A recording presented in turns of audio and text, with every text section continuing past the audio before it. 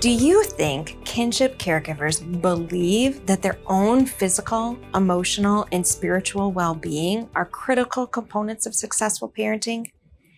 Even if kinship caregivers believe this is true, how often do you think they prioritize their own self-care?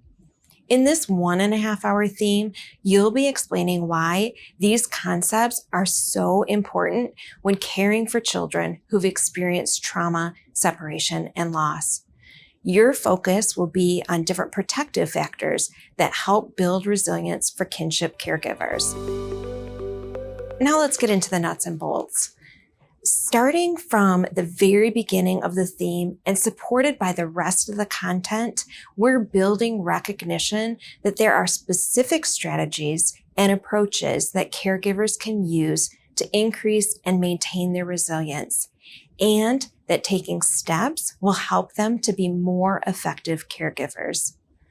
The theme begins by defining resilience and describes 3 characteristics that are important components of resilience.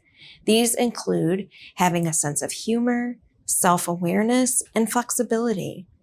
You'll ask caregivers to think about why these specific characteristics are important to building resilience.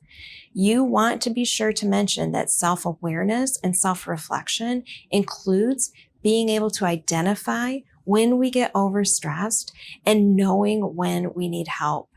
You'll be reinforcing the benefits of doing this throughout the theme. In section 3, you'll be exploring 4 different protective factors that keep caregivers strong and mitigate risk.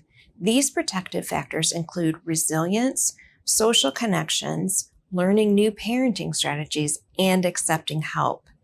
You'll be facilitating an interactive discussion with participants using examples of different emotional and behavioral needs of children and caregivers.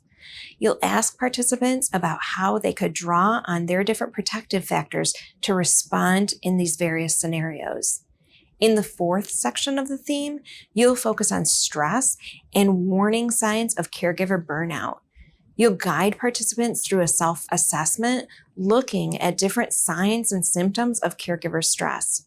We want participants to be aware of specific things that are causing them stress and to identify strategies to help manage and relieve their stress. You'll use case examples to deepen participants' skills in recognizing signs of stress, identifying protective factors that can be drawn upon, and finding opportunities to practice self-care in several different scenarios. Our goal for this theme is for caregivers to see their own resilience and to be confident in using strategies to maintain and grow this resilience. A key message that you'll want to reinforce is that self-care is not a luxury for kinship caregivers. It is vital to being able to meet the needs of the child or children in their care, because if they don't take care of their own needs first, they will have a difficult time caring for the needs of the child. You'll also want to be sure by the end of this theme that participants are recognizing it's okay and important to ask for help.